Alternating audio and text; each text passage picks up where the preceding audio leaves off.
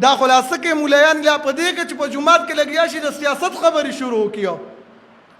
حالانکه عالم خود دې لپاره دی چې هغه خلکو ته د پاک دین ور ورسوي دا د محمد رسول الله صلی الله علیه وسلم چې کوم دین موږ ته راوړی دا دې خلکو ته ور ورسوي نن عالم په جمعات کې لګیایي چې او فلانې زنده‌باد فلانی له اوټ ورکوي فلانې د یهودو ایجنټو او عالمه تا خو تا ته دې مقام پته شته چې دا ته کوم ځای کې ولاړې دا خو محمد رسول الله صلی الله علیه وسلم به دلته کې خلک راغوښتل حی علی الفلاح لپاره چې راشي کامیابي دلته کې ده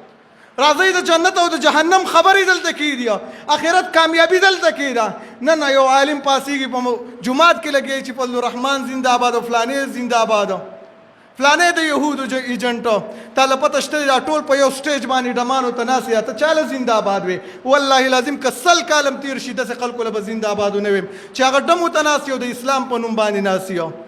دا زمونږ یو بدقسمتي ده چې زمونږ عالم هم لګیا شي په سټیج باندې د وټونو خبرې کوي او سیاست خبرې کوي وان المساجد لله الله رب العالمین فرمایي مساجد د الله کورونه دي په دې کې دا خبرې مه کوئ دې کې کوم ځینه د اوټ او د سیاست خبره راغله ته مسجد کې دغه خبرې چیړي